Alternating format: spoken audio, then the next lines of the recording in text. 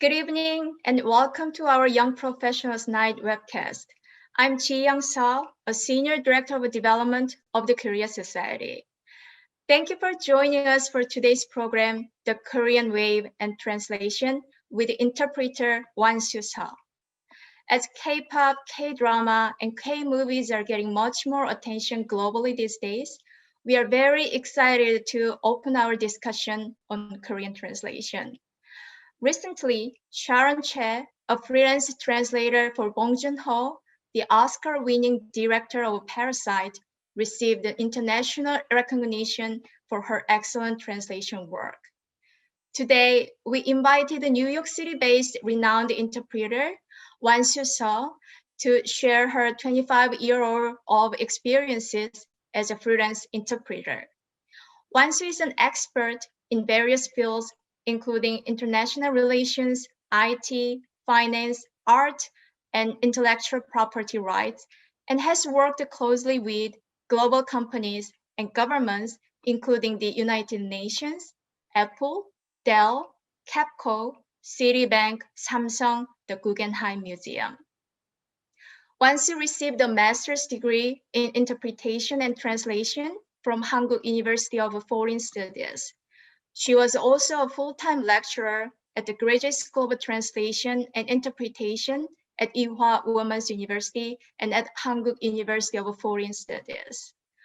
We, the Korea Society, have a strong relationship with Wansoo, as she was involved in various programs with us.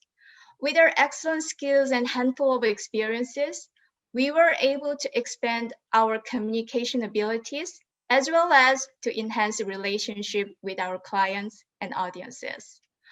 While acknowledging her professionalism, we are very delighted to share her experience and knowledge with our young professional audiences through tonight's YPM program. Moderating the webcast is Janet Cushey, who started a small English tutoring translation business called Patch English. She was a former student of the Korea Society's Korean language classes, where she further developed her Korean language and understanding of Korean culture. Janet also taught English at an after-school program in Seoul and volunteered for North Korean refugees at Liberty in North Korea as a language tutor. She spent 1 year studying abroad at Yonsei University in Seoul and graduated from Wesleyan University with a degree in East Asian Studies. Once again, welcome everyone, and I hope you all enjoy tonight's event and learn more about the translation industry through this program. Now, let's begin the show and welcome Wansoo and Janet. Thank you, Ji-Young, and thank you so much for joining us today, Wansoo. To start, could you please give us a general explanation of the role of a translator or interpreter? It's very nice to virtually meet you, Jeanette. And it's a pleasure to be talking to all of the members and everyone who's online today. Just to give you a general explanation of a translator and an interpreter's job, I think it's important to clarify the definition because it's used very interchangeably. So I know translation or translator is used more generally to describe both written and spoken transition from one language to another. But to be more specific, a translator renders the source language, which is the original language, into the target language in a written form. So that's the focus. Whereas an interpreter renders the source language into the target language, but it's spoken. So it's one is verbal and one is written. So just to make sure that we have a common understanding of what we're talking about, I think it's important to distinguish the two definitions. So basically, one is rendering the target source, a source language into a target language in a written form, and interpretation in a spoken form. So that's basically what it is. And then within interpretation, there are different types. There's consecutive interpretation, which is something that I think most people are familiar with, which is when somebody speaks for a certain period of time, they stop and the interpreter renders that into the target language, whereas simultaneous interpretation is done simultaneously. So there would be usually some type of equipment, like a booth where the interpreters go in and speak at the same time as the speaker. So, for example, meetings in the UN or large conferences would be in this format. Great, thank you so much for that initial explanation. That makes a lot of sense. So when you begin your work as a translator interpreter, how do you first get connected with a large corporation? And do you have some examples of common projects that large corporations usually have? So that's, I don't think there's one single answer to that question because I personally went to a graduate school for interpretation and translation in Korea, at the Hankuk University of Foreign Studies. That was the only graduate school when I was going, but then now there are a few in Korea. And there's one in the US as well that I'm aware of. It's the Middlebury International Middlebury Institute of International Studies, and they have an interpretation and translation major as a master's degree. It used to be the Monterey Institute, but they changed the name. It's still located in Monterey. So if you go to a graduate school, it's very specialized. And so they would have a network and connections where actually companies would reach out to the graduate school. So there would be more of a network if you go to a graduate school, but if you did not, there are agencies, translation and interpretation agencies that also provide work for interpreters and translators. But I think getting in initially there would be a bit of a hurdle, but because they would ask for experience. So I think starting out with volunteer work or, starting out with small jobs, I think accumulates the experience. And then you have something to write in your resume to prove how good you are as an interpreter or translator. Because if you don't go to a grad schools, there's really no way for them to verify. So starting out small, I think would be one way. Volunteer work, there's I think always volunteer work that you can do. So things like that. And the types of work is you can either work as a freelancer or full-time. I don't know specifically, but I do know large companies seek out language specialists or interpreters or translators for a certain language as full-time employees because their business involves that country or a country that uses that language.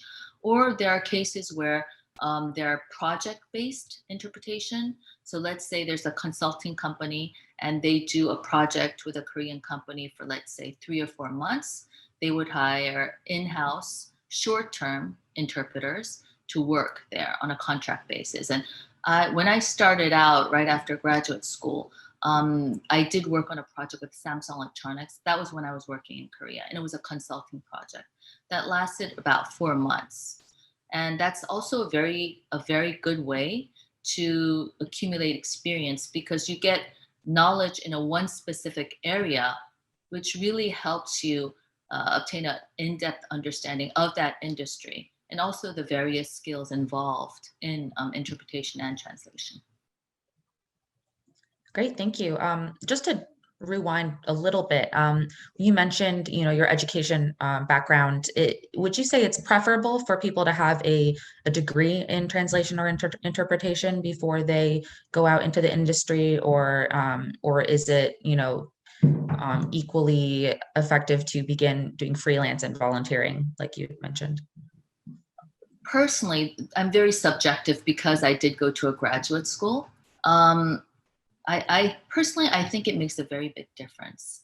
It depends on what kind of work you want to do. If you want to work as a simultaneous interpreters in big conferences, without getting training in simultaneous interpretation, it's very difficult to overcome the hurdle, especially for English and Korean. As you know, the language sequence is completely different, right? Our verbs come at the end, where in English it comes right after the subject.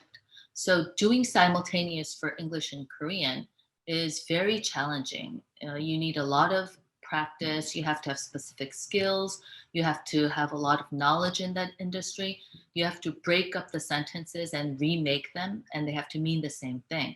And you have to have the equipment to practice simultaneous because you have to work in booths, and the graduate schools would have these facilities. So if you're just going to work not as a simultaneous, but as a consecutive, then I think it may not be such a requirement. But if you want to do simultaneous, I think it's much easier in many ways in terms of the skills and the know-how to go to a graduate school.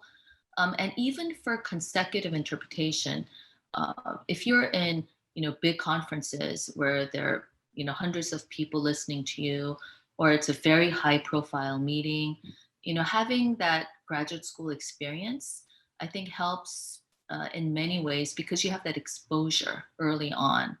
And they don't say just one sentence and then you interpret. They speak like a phrase, and then you have to interpret that. And knowing how to do note taking, which is a specific skill, and knowing how to deliver is also very important. I think some people tend to think interpretation is something that somebody says something, you just render it, but you're actually a communicator. So you have to sound as if you are, conveying a message. So the intention has to be same as the original speaker.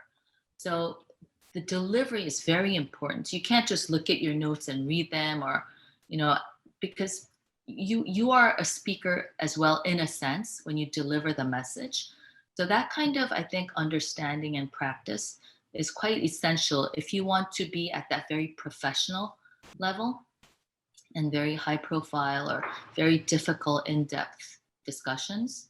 So I would recommend it, but it's not easy because there's only one school that I'm aware of in the master's degree program in the US, and they're very good programs. There's the Ewha Graduate School of Translation and Interpretation at Ewha Women's University, where I taught for several years. So they're excellent programs, and you do have to study a lot when you're in graduate school. I think two of my toughest years was when I was in graduate school. But I think it's worthwhile and a very good way to obtain skills, but I know it's not accessible to everyone. So if it's not accessible, you have to find other ways to obtain those skills. Are you aware of any sort of certificate programs that are perhaps, more accessible to people that may not be able to enter grad school?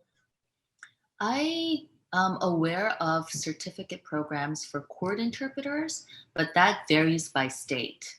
And I think each state has their own terms. For example, some states require that you obtain you have to go through some courses, and then you have to take the certificate test. Or other states, I think there's no specific requirement. So it varies by state, but I think for court interpreters, there is a certification program. But other than that, there are maybe associations that would certify you. But I think there are various associations, and I'm not very active in many of them, so I wouldn't know the details. But I don't think there's like a publicly well-known government official certification that I know of. Even in Korea, there's nothing of that sort. It's that you go to a graduate school and you graduate, and there's a graduate degree for translation, and there's a graduation for interpretation. But then there's a degree specifically for conference interpretation, which is simultaneous, including simultaneous as well. So even in Korea, there is no official publicly recognized certification program. Okay, that's interesting. When you mentioned the judicial system or court interpretation, it also made me think of the medical area. That's another area where a lot of interpretation is needed. Is that sort of same career path where you would need to go to grad school, or do you know if there are certificate programs maybe or courses specifically for medical interpretation? Not that I know of. I haven't been aware of any medical specific certifications for translation or interpretation. I have done some simultaneous interpretation for medical conferences, but I think just at the consecutive level, I think a lot of hospitals, especially where if they're located in a community where it's multicultural, they do have a demand for interpreters within the hospitals.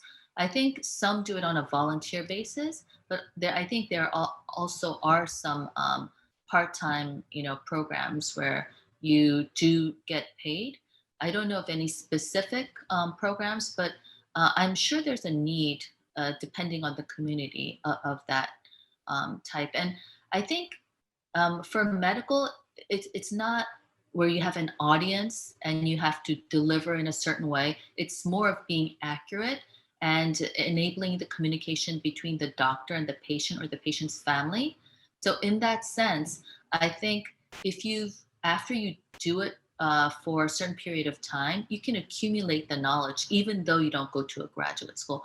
So I think in that setting, understanding the medical terms, understanding how the communication occurs between the doctor and the patient's family is critical. And that can be obtained, I think, with experience. I don't think you necessarily have to go to a graduate school for that. Great. Thanks so much. That makes sense. So I guess having that background now, do you have any recommendations or advice to young professionals pursuing their career in the industry? For example, some abilities or skills that are necessary to be a successful translator or interpreter? Mm-hmm. I've taught for quite a while, so I've been repeating this to my students all the time. But since it's more of a general audience, I'll start with the basics. First of all, it's a given, but you have to have fluency in both languages. It's critical that in order to understand the speaker, but or the original text, but also being able to render it in a way that's comprehensible and very natural in that target language would be, a basic. So having fluency in both languages would be very important.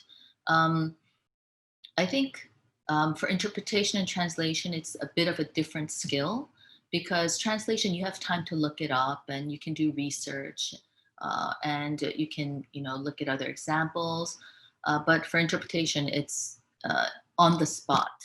So you have no time to search a word after somebody speaks. So I think you have to have enough fluency to do it on the spot. So you have to be very comfortable with it so that you have confidence in both languages.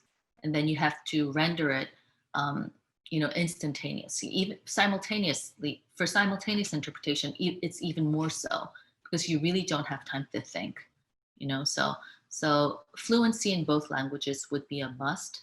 And second of all, I would say that analytical skills is critical. I think many people don't realize this because they think, well, if you're good in two languages, you can just, switch one language to another and it's, very simple. So I think a common mistake that many people make is that I'm fluent in both languages. I can become, I can interpret that. I can translate that.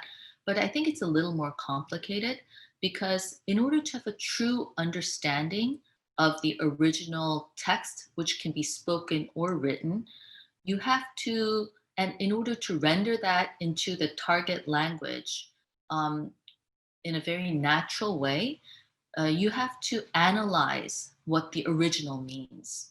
I mean, anyone who's translated 2 sentences of Korean into English will understand.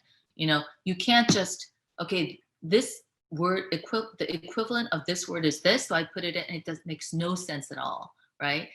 It does not have the same meaning. So what I compare it to is it's like a jigsaw puzzle. So there's a jigsaw puzzle that's completed, and there's a certain a picture that comes out with that jigsaw puzzle. You put it in your brain, you mix it all up, and then it comes out as the same picture, but the pieces look all different. It's a complete, I think, processing that occurs in your brain. And that is what analytical skill really is trying to understand what it really means and being able to reproduce it, the same meaning, but whatever is the most natural in the target language. So it's funny because when you do simultaneous, you're concentrating so much that what happens is, there was a case where it really happened.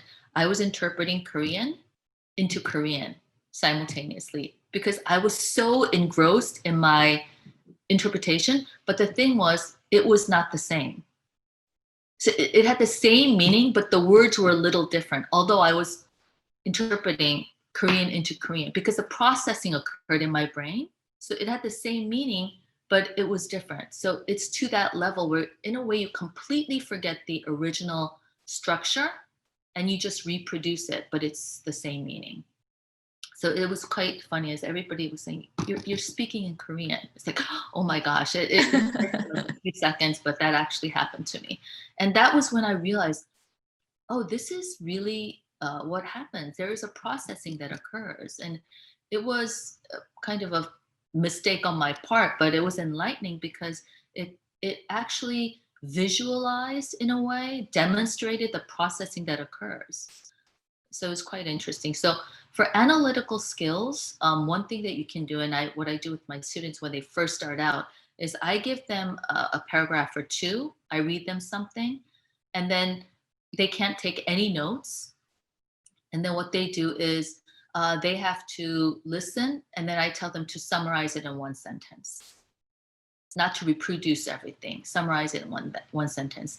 And then after they do that, then I tell them to summarize in 2 sentences, and then 4 sentences. And then we add the text, add the specific details, and we build it up without writing anything in the beginning.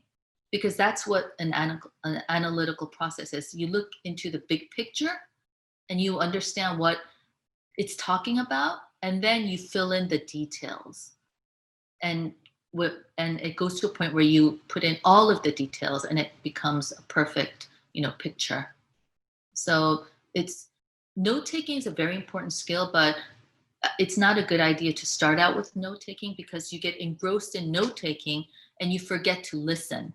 And when you try to look at your notes, you won't know what it means. So when you take the notes, you're actually analyzing and kind of knowing in your head what you're going to say in the target language because you completely process it as you take notes. So note-taking, you don't write a lot. People think it's shorthand, but it's completely different. You just write, the logic, like and, therefore, however, things like that. You write down the numbers, the details, names if you have to, but you don't write down everything because then you won't be able to process. But the note-taking skills should come after you learn to analyze and going through this exercise of you don't write anything and then you render. So after, you start with a sentence, but after a while, they try to reproduce everything, although it's two paragraphs quite long without taking any notes first, because that really helps them to, it's not a memory test, it's an analytical test in a way. And understanding and remembering the logic really helps you to retain that information. So fluency and then analytical skills. And in order to understand the context, not only language skills, but we talk about this all the time nowadays, but cultural understanding. Without understanding the culture of each language, it's hard to understand what it really means. There can be jokes, not only jokes, but the context is very different, if you don't have an understanding of that, of the culture. So that's very important part of communication. So cultural understanding. And also in order to truly understand, you have to understand the subject.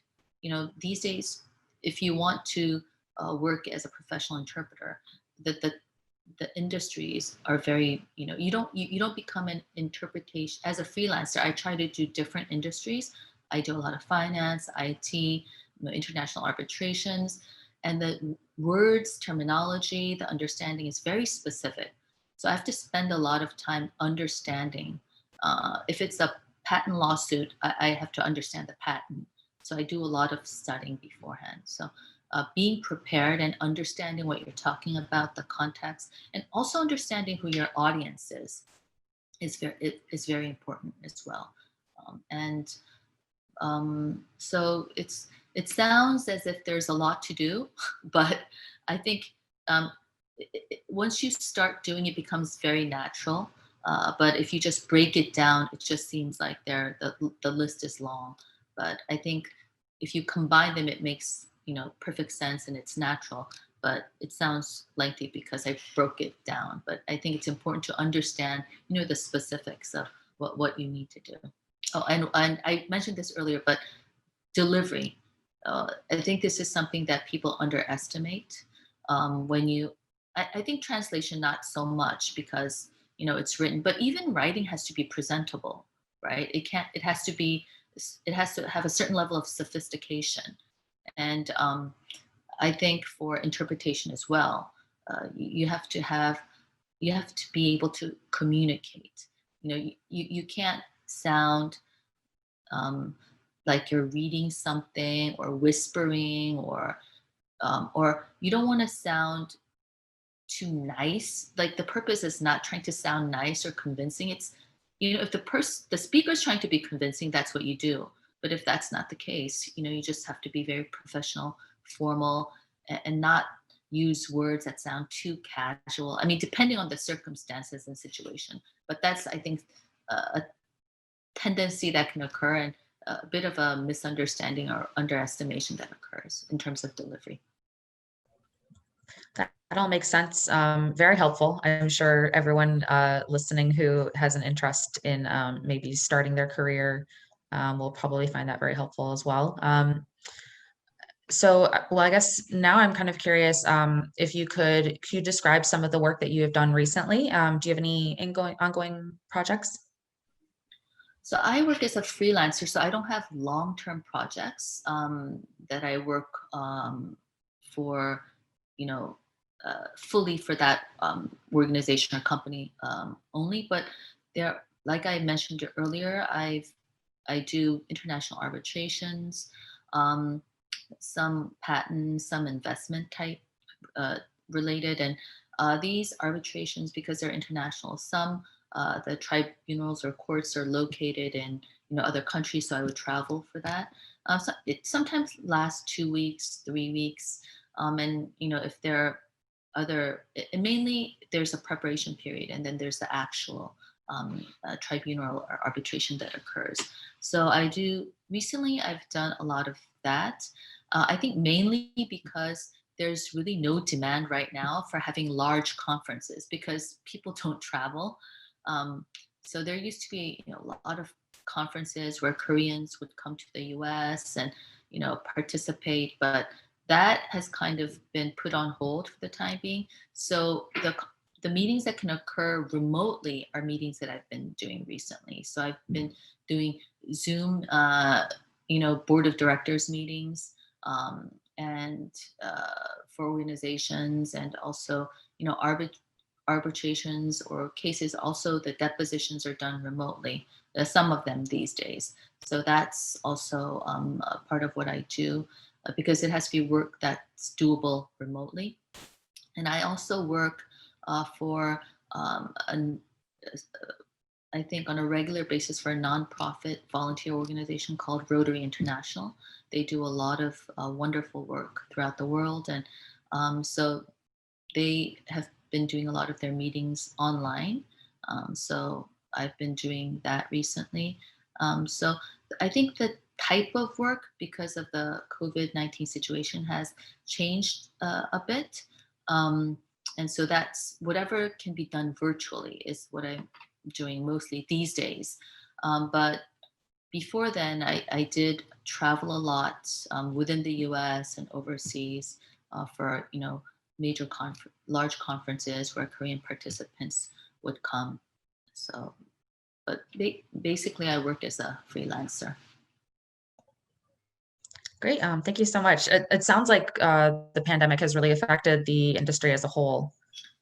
Yeah, I think it really did, especially interpretation. I think translation, maybe not so much, but even translation can be impacted because if there are no more conferences or meetings that are being held, I mean, the materials don't have to be um, translated. So that would impact the translation industry as well.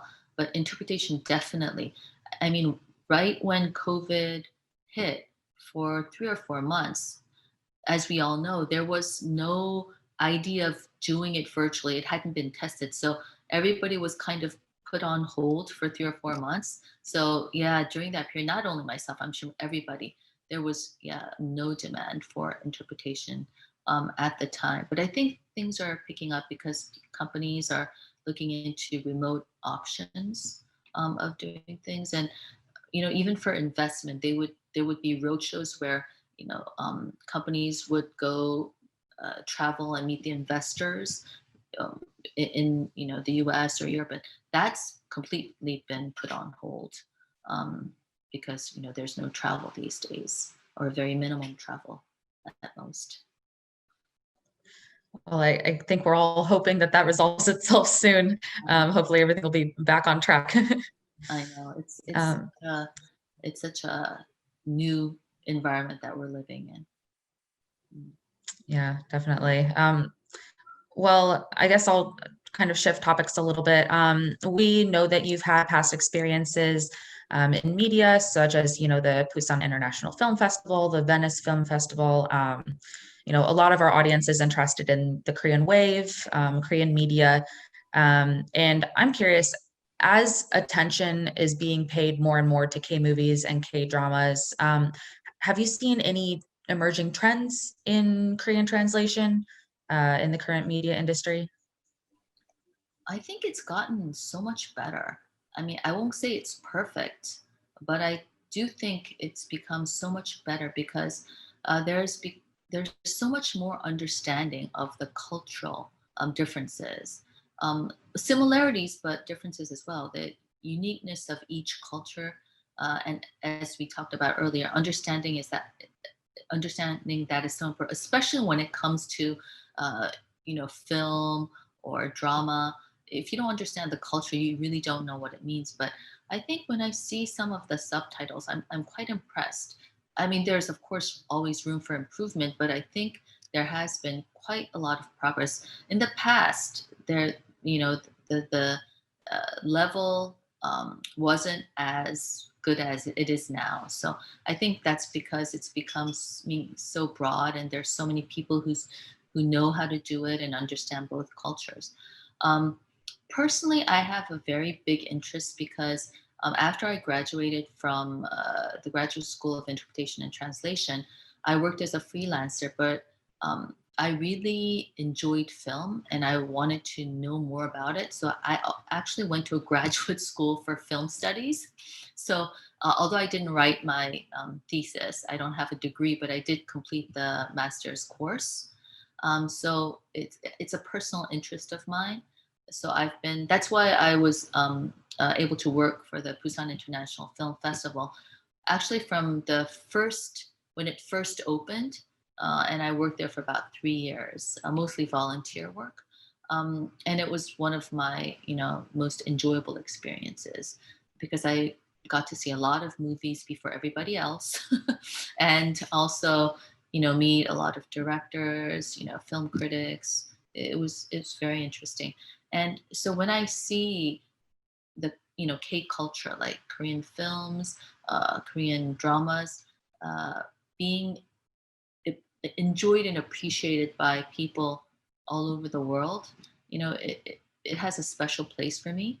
So personally, I'm very impressed and in a sense proud that this is happening. Right? It's a personal, I think, affection of mine in a sense, Korean films. So this is very special for me too.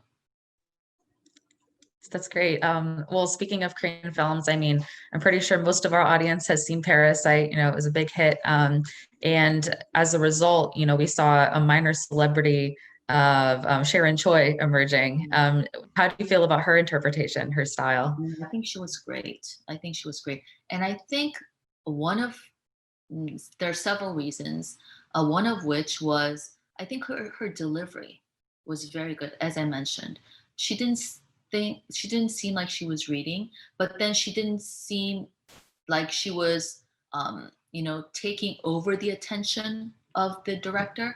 So she had just the right positioning where she was very convincing as an interpreter, that you could trust her that she's delivering what she was supposed to deliver, but at the same time, not taking attention away from the director. So I think in that sense, and also the accuracy was very, very important as well. And these days, so many people speak English and Korean both. So everybody, that's one of the difficult jobs of an interpreter, because when you do it, there's so many people who can say you're right or wrong right on the spot because you're being tested as you deliver your rendering, right? So that's why it's very tough.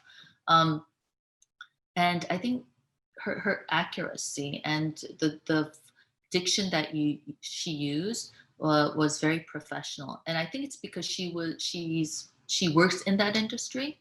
That I think was an advantage for her, and the fact that she had worked with him for quite a while.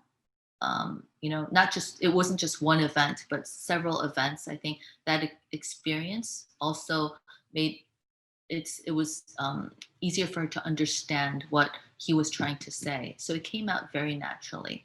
I think she did a great job. It's not an easy job, especially, when you have so many people watching. So I was quite impressed. And also because of her, I think a lot of people are now more interested in interpretation and translation. So that's also a plus factor as well. Yeah, that's great. Yeah, she's bringing a lot of attention to the industry, which is great for you guys. Sorry, one more. Sorry, go ahead. On my head. So I think the great thing about this K culture phenomena that we see is that movies like Parasite, which is such a great movie, and it's a recent movie, and there are a lot of recent dramas that are being watched. But I think what's so interesting is that because of K culture interest, now people are interested in the Korean movies that have been made in the past. There were a lot of great movies that people weren't aware of, but now they've been introduced to Korean films and drama. So they seek out, movies from the past, dramas from the past, and there's a whole library. And that also, I think, is such a big plus because there's a wider experience that people can enjoy because of this interest, and that is such a positive factor as well. Sorry for interrupting. Oh, no, of course. Do you have any top recommendations, maybe some films with really good translations or, interpretations that you would recommend? I don't know. I haven't really looked at the translation per se, but I have so many favorites. I really can't name one, but I mean, Parasite was a great movie. All of his past movies have been wonderful. Going Home is a Korean movie that I really like. It really doesn't need a lot of translation because there's not a lot of dialogue. I don't want to be subjective. There are just, so many great Korean films that people can indulge in. So I hope people can use this opportunity to search them out and enjoy the experience. Absolutely, yeah. Well, I guess I have another question regarding, the media industry. I know you had mentioned that you're impressed with a lot of the translations coming out in the newer media, Netflix dramas and such. But we also hear some people saying, with this growing demand, we need to work on improving accuracy in translation. There will be occasional lines where people or natives will notice, these subtitles are off. Do you have an opinion on how we can work to improve in the area? I think for something like media translation or interpretation, I think it's very important to understand the effect. For example, what is the purpose of this dialogue? Is it to be funny? Then the outcome, the output, rendering has to be funny. That's very challenging because there's, it's culturally so different in a way.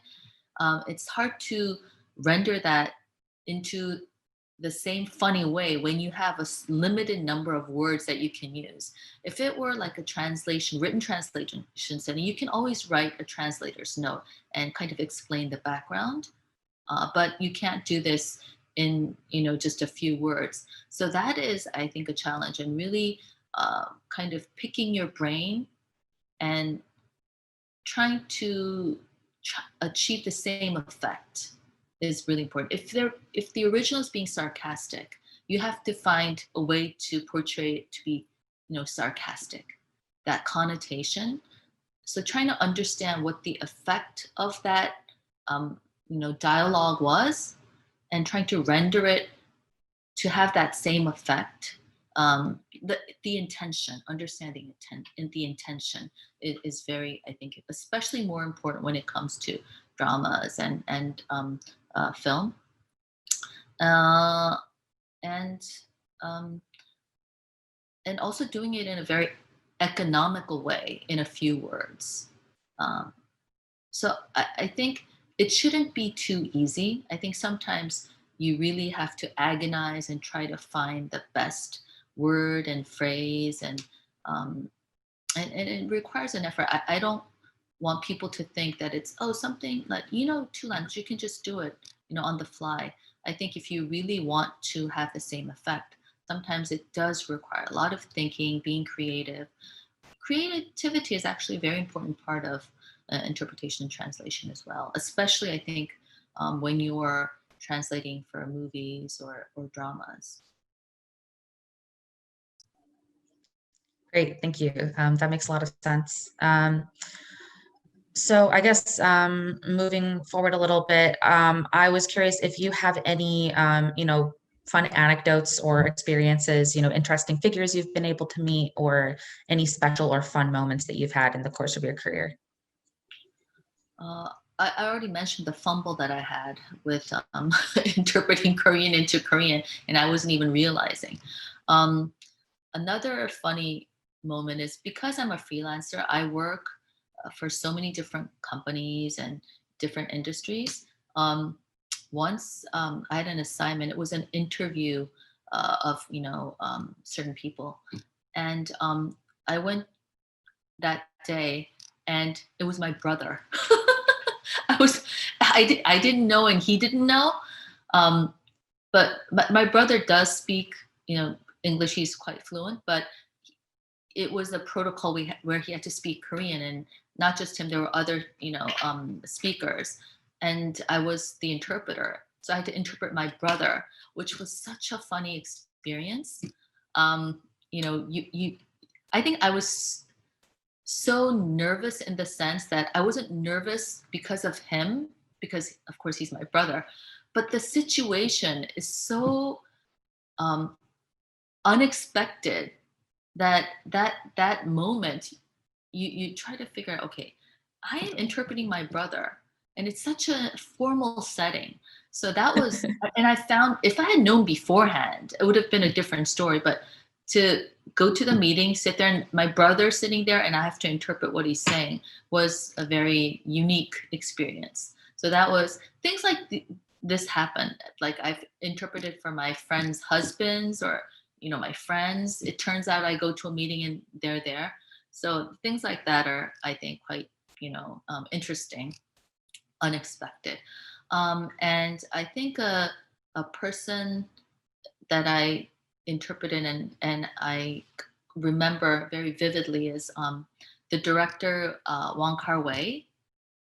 He's a Hong Kong director, and this was many years ago, and it was a time I was into movies. Of course, I'd studied film, and I was a big fan of his movies, like Chungking Express, The Days of Being Wild. The Days of Being Wild was one of my favorite movies, and I was so amazed by his movies. And then I had a chance to interpret for him because he came to participate as a jury member for a short film festival in Korea. I was living in Korea at the time. And I had to interpret for him kind of shadow interpretation where when they have meetings, I sit next to him. And so it was for 3 or 4 days. And I think I was so nervous and so happy and excited because I was such a big fan.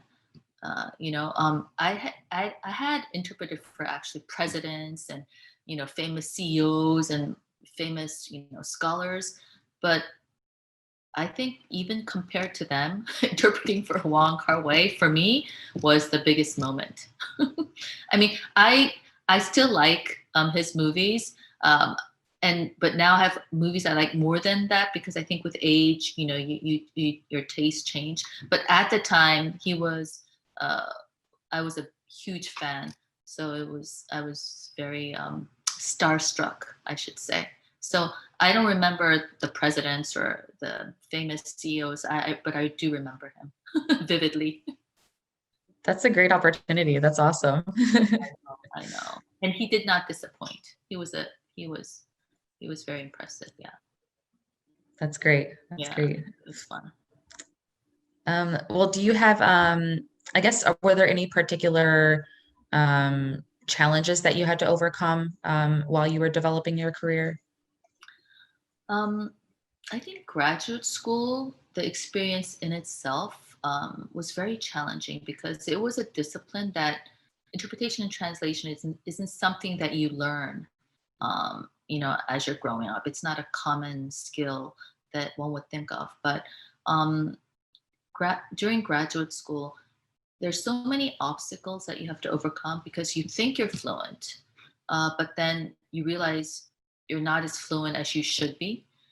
For example, I went to graduate school right after college, so I didn't have any work experience, and because of that, the diction that I used, the vocabulary that I used, was very early 20s vocabulary. But when you go to meetings, you have to sound very official, very formal. So it's a different way of talking. That I think, as more one of the younger students, I think that was a challenge. Another challenge was I wasn't really interested in current affairs, international situations. I really liked to read and watch movies, like I said, but I didn't like reading the newspaper. But I had to do that in graduate school because I had to know what was happening in the world, because that always becomes a background of whatever whatever topic you have to cover.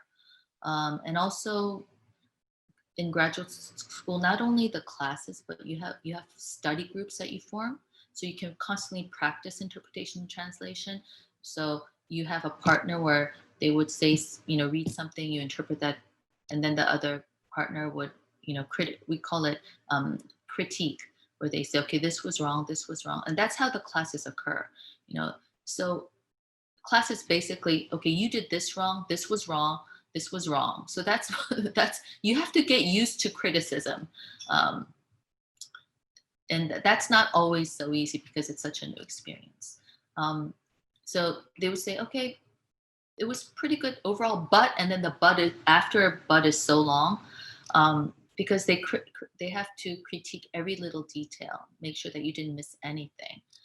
So that was also a hard experience, and also stage fright, because you have to speak in front of other people, sometimes hundreds, and I think grad school prepares you for that stage fright in a sense, because you're being critiqued so much and you're kind of out in the open. So overcoming stage fright, I think, is important as well. So these are some challenges. But I think as for the studying, I should mention that this is something that you can do without even going to graduate school. If you're interested in, interpretation, you can always have a partner who's always also interested, and you can always study on your own. It's a very simple exercise. You read, 2 paragraphs, and then the other person renders it into the target language, and then the partner critiques it. You take turns, and it's very, very helpful. Not just critiquing what was missing, but how it could be improved, and in terms of clarity. So this is actually an exercise that anyone who's interested in interpretation can do, and just remembering that trying to analyze and not taking too many notes, that's also an important part of that exercise as well. So I have another question. Is it possible if someone's born and raised in Korea, is it likely that someone can become an effective translator, or do you recommend maybe having abroad experience, or did you yourself have experience abroad before you entered the interpretation industry? That's a great question, and a question that I get a lot. Me personally, I used to live in the States when I was in elementary school for 5 years. So I learned English the easy way because it was during my formative years. I didn't have to, study through a book. So it came very naturally. So I was lucky in a sense. But and of course, living in that country or culture, of course, has advantages. But I think in this day and age, it is possible because of the internet, because there's such a plethora of information and cultural experiences that you can obtain without going to the country. There's just so much content out there. I think it's possible, but I think it's very important, as I said earlier, when you do that, you have to really try to immerse in the culture without going to the country. One of the advantages of living in that country is you obtain the culture. So you have a much better understanding of what is going on, what that meaning is, not just finding the word in a dictionary. Because as we all know, looking for a word in the dictionary does not always make sense. Just using that word because it's in the dictionary, because there's a context, there's a intent, there's an effect. So I think living in a country, of course, helps in many ways, but in this day and age, I don't think it's a must. I think it's doable even without living in a country, if you take advantage of the wide array of content that's out there. And I do know personally some great interpreters in Korea who's never lived in the US, but they were able to overcome that because they had the cultural understanding, and because they prepared so much in the subject. And I think it's doable. I think for simultaneous, it's a little more difficult because the processing has to occur so instantaneously, real time. I think it may be a bit more challenging because the level of fluency has to be that much higher, but it is still doable. And definitely for consecutive interpretation or translation, for that matter, written translation, I think, yeah, in this day and age, I think it's more than possible. Great. That's very encouraging. I have just one more question, and this is, I guess, related more towards income for interpreters. So what would you say, I guess, is the average income for an interpreter? Is there like a standard per word or time? And additionally, are early age freelance interpreters able to solely depend on earnings from translation careers, or is it more like you have to support yourself in other ways while you build that career? That's a difficult question to answer because it depends so much on the type of interpretation and translation that you do and how much experience, in a sense, you have.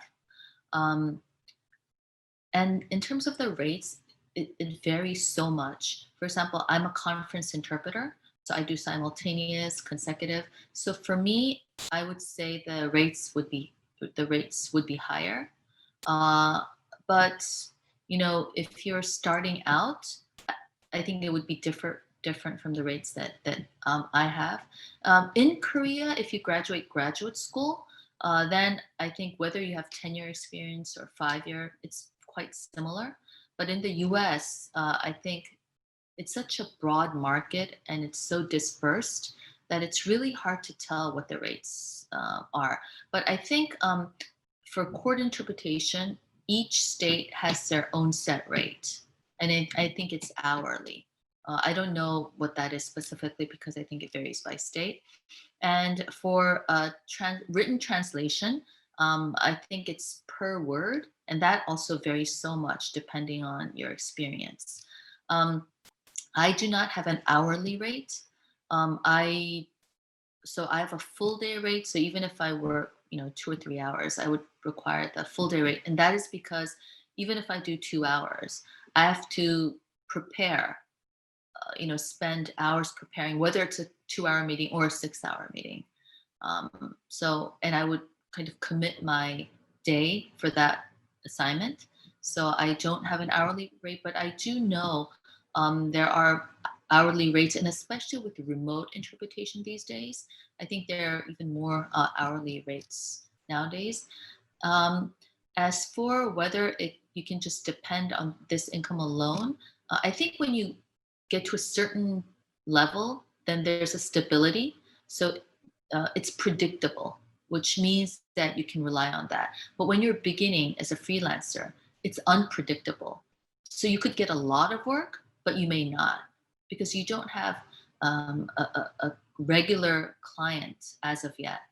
So at the beginning, I think it would be harder, but I think you have to be very proactive, seek out work, because if you don't have a network and you're, at home waiting for work, it's very hard for somebody to knock on your door. You have to knock on theirs. So, seeking the website, having a profile out somewhere, for example, on LinkedIn. I don't use it, but I know some people who do. So kind of being out there, and it's important to accumulate the experience. So start out small and then accumulate the experience so you have proof of what you've done, of your skill set, and that always helps. And volunteering in the beginning, along with doing paid work, I think is also a good way to obtain experience, because that experience is your asset in the end for a freelancer.